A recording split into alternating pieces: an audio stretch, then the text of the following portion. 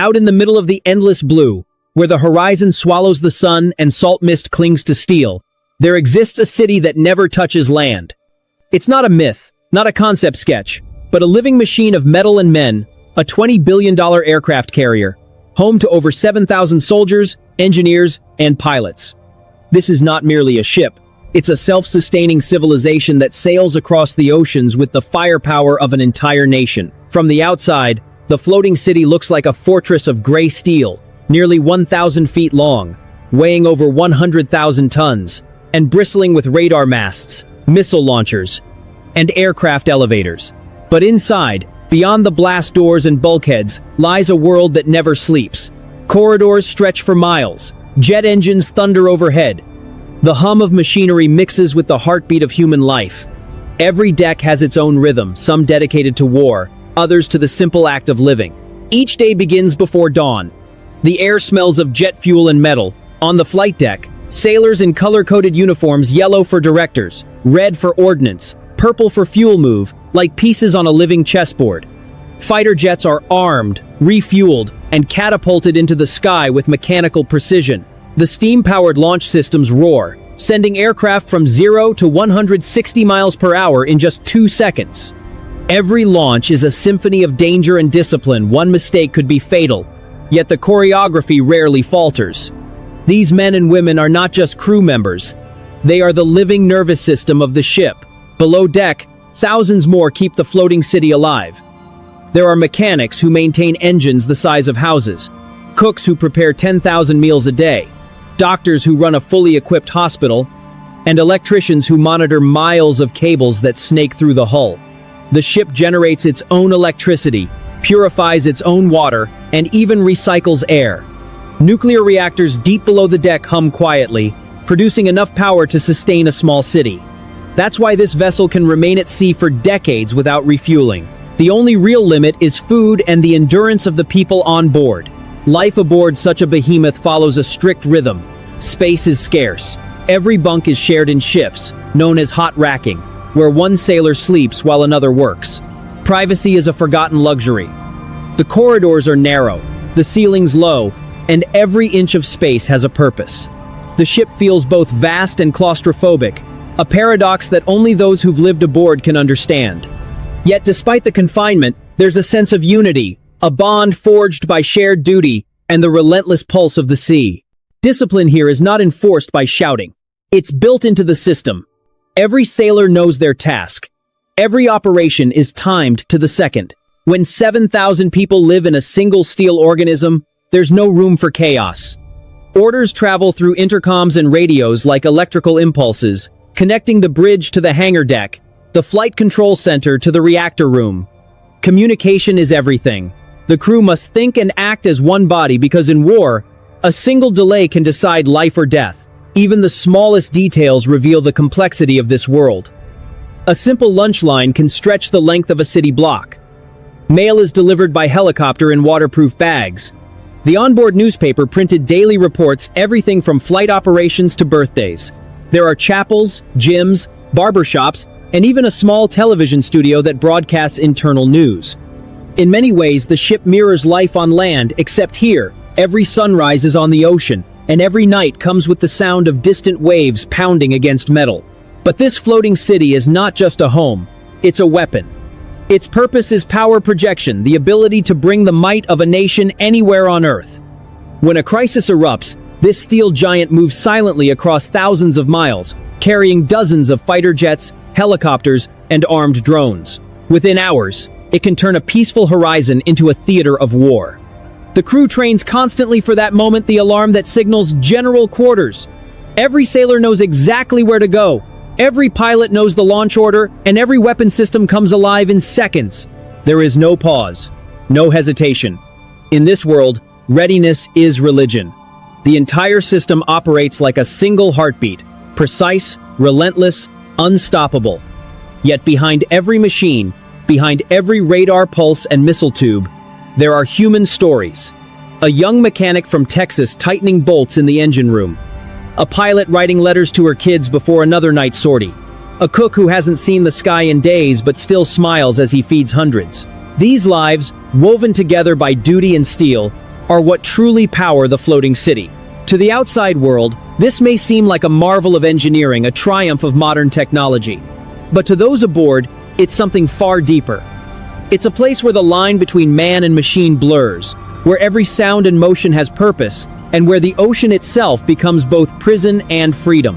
And as the sun sets across the deck, turning steel into gold, the 7,000 souls aboard this $20 billion fortress prepare for another endless night where training never stops, and every heartbeat keeps the city alive. Beneath the roar of the flight deck lies the true brain of the floating city, the Combat Information Center.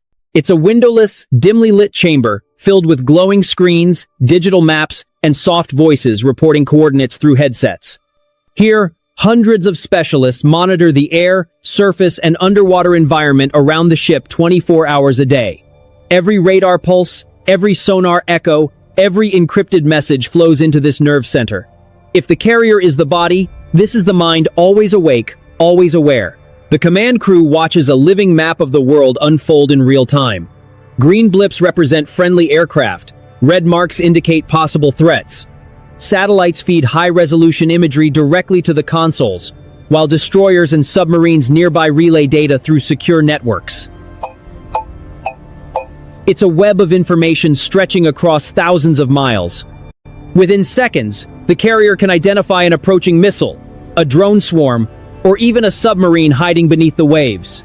In this theater, knowledge is survival. Technology is what allows 7,000 people to move like one organism. The carrier's computers process millions of inputs every second: radar sweeps, engine data, fuel flow, navigation signals, and communication logs. Artificial intelligence systems assist in threat detection, power distribution, and flight coordination. It's a symphony of automation and human oversight. Yet, no matter how advanced the system becomes, the final decisions still rest with people-trained experts who've learned to trust their instincts as much as their instruments. Training aboard this $20 billion fortress is relentless. Every sailor, from the deckhand to the admiral, participates in constant drills. Fire, flood, chemical attack, all simulated again and again until muscle memory replaces fear. Pilots rehearse dogfights in simulators that replicate real G-forces. Engineers run emergency shutdowns of nuclear reactors under strict supervision. Medical teams conduct trauma exercises using realistic dummies that bleed and breathe. Even the cooks train for combat scenarios, learning how to keep the crew fed when the lights go out or when the galley floods. Because in the chaos of war, every job becomes essential. Aboard this city at sea, the line between peace and battle is razor thin. At any moment, an ordinary day can turn into an operation. When that happens, the ship transforms. The calm hum of routine becomes the thunder of machinery. Pilots sprint to their jets. Elevators lift aircraft to the deck. Ordnance crews load missiles and bombs with precision honed by years of repetition. Within minutes, the sky above the carrier fills with motion engines screaming, wings unfolding, and flames bursting as jets leap from the deck into the horizon.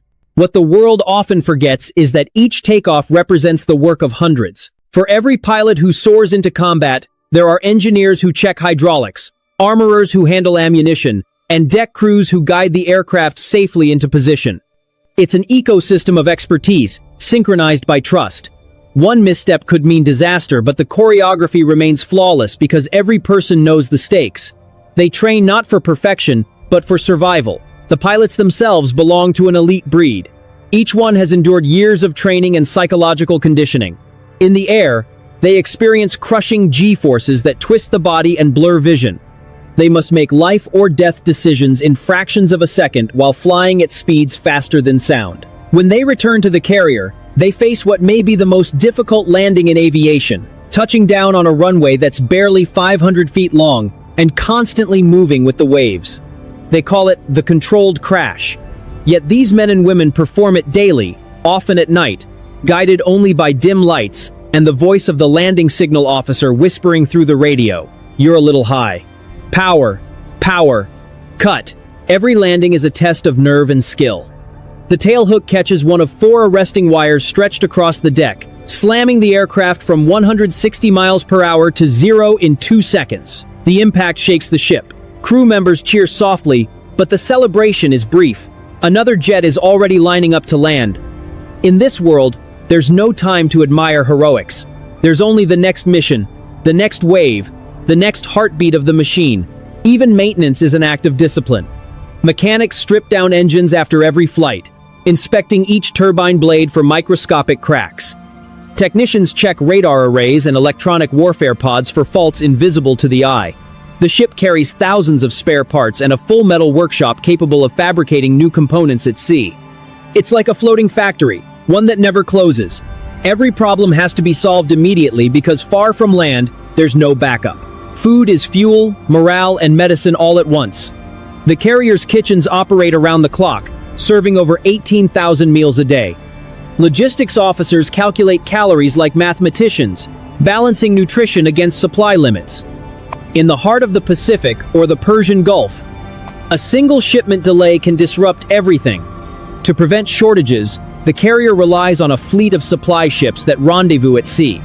It's a delicate dance, two vessels moving side by side at 20 knots, while cranes and cables transfer tons of food, munitions, and fuel. One slip, and millions of dollars of cargo could vanish into the ocean. Yet these operations happen weekly, often in rough seas, guided by nothing but skill and trust. Amid all this technology and coordination, one truth stands out. This floating city runs on discipline. Every crew member understands that comfort is secondary to readiness. There are no days off, no lazy mornings. Each person is a link in the chain that keeps the entire structure alive. Failure by one could endanger thousands. It's this collective awareness, this shared gravity that defines life aboard a $20 billion warship. And yet, amid the steel corridors and the endless drone of engines, moments of humanity shine through. A sailor strums a guitar in the mess hall. Two friends share coffee before a long shift. A pilot kneels in silence after a dangerous mission. These fragments of ordinary life remind everyone why they endure the hardship. Because beneath the uniforms and protocols, the floating city is still a community, one that exists far from home, yet bound together by something stronger than distance: purpose. To truly understand life aboard a floating city, one must understand the silence that follows the noise. When the flight deck stills and the jets vanish beyond the horizon, what remains is the hum of turbines and the steady pulse of the ocean. It's in those rare, quiet moments that sailors feel the vastness of where they are, thousands of miles from land, surrounded by nothing but water and sky. The immensity of it humbles even the most hardened crew member. Out here, every man and woman learns what solitude really means. Isolation is a hidden enemy. The ship's size might suggest community, but the ocean has a way of reminding everyone how small they truly are. Letters from home arrive weeks late. Internet connections blink in and out. Birthdays, holidays, and family milestones pass unseen. For some, this detachment becomes the hardest battle of all, a war fought not with weapons, but with patience and endurance. Commanders know this, and so morale becomes a priority equal to defense. Concerts are held on the hangar deck. Movie nights flicker on white bulkheads. Chaplains walk the corridors offering quiet counsel. Small comforts keep the city alive just as much as nuclear power does. Psychologists on board describe it as the compression of existence. Imagine living in a metal maze, working 16-hour days, surrounded by the same faces for months. Fatigue becomes a constant companion, and the line between routine and exhaustion begins to blur. But despite it all, something remarkable happens. Resilience. The human mind adapts. Friendships deepen. Jokes echo through the narrow halls. Laughter becomes a kind of rebellion against monotony. It's proof that even inside a machine of war, humanity refuses to disappear. Strategically, this $20 billion floating fortress represents more than technology. It's a message. Wherever it sails, it declares presence. Nations notice when such a city appears off their coast. It's both deterrent and reassurance, a symbol of balance and control. The carrier group surrounding it, destroyers, submarines, supply ships, extends its reach across thousands of miles. Together, they form what military strategists call a mobile sovereign state. When diplomacy fails, this is the tool that arrives first, not to conquer, but to project strength, stability, and readiness. The command tower, or the island, rises above the deck like the spire of a cathedral. From here, admirals and captains watch the horizon, connected by encrypted channels to fleets, satellites, and governments around the world. Every order issued here can alter the course of international events. Yet behind the protocol and precision, there's an ever-present tension. The knowledge that one mistake could ignite a conflict that spreads beyond the sea. The responsibility is immense. It's why every decision is checked, reviewed, and cross-verified. In this world, hesitation kills, but so does recklessness. The art is in balance. During deployments, the floating city can operate for months without docking. It sails through storms that shake even steel. Waves crash over the bow like liquid mountains. Inside, sailors strap themselves to bunks, feeling the deck rise and fall beneath them like the breathing of a giant. In those moments, rank and title mean nothing. Everyone aboard admiral, cook, mechanic, or pilot becomes equal under the rule of the sea. Nature humbles all. When dawn returns, it paints the deck in shades of orange and silver. The jets glisten, the crew stretches, and the city awakens once more. The cycle repeats: maintenance, launch, recovery, rest, drill, standby. Day after day, the same rhythm continues, precise as a heartbeat. But that's what makes the ship undefeatable, its consistency. The floating city is not powered only by uranium or turbines. It's powered by discipline, the kind that turns repetition into strength. Inside the medical bay, doctors treat everything from fractures to fevers, but they also study stress, fatigue, and sleep deprivation. They call it invisible maintenance, caring for the minds that operate the machines. Pilots undergo cognitive testing after every mission. Crew members are rotated to prevent burnout. The ship's psychologists play as crucial a role as its engineers, because in modern warfare, mental stability is as strategic as missiles. For all its might, the carrier's true power lies not in its weaponry, but in its people. Technology can fail, systems can short-circuit, but human will endures. When storms hit, it's hands that tighten ropes. When alarms sound, it's voices that coordinate survival. When a pilot lands on a dark pitching deck in the middle of a typhoon, it's trust, not machines, that guides them home. In the end, the most advanced warship on Earth is still a story of human courage. There's a saying among sailors: the ocean is always watching. It reminds them that arrogance has no place here. Even a $20 billion masterpiece must bow to the laws of wind and wave. That humility, that awareness of vulnerability shapes the soul of everyone aboard. They learn that strength is not about dominance. It's about endurance, precision, and unity. As the camera pans across the deck at sunset, the city glows like molten gold against the horizon. Jets are secured, decks cleaned, and engines hum softly below. Thousands of people prepare for another night at sea, their silhouettes framed by a sky that never truly darkens. Tomorrow will bring new drills, new flights, new challenges, but the rhythm will remain the same: order, discipline, purpose. For the rest of the world, this ship may symbolize power.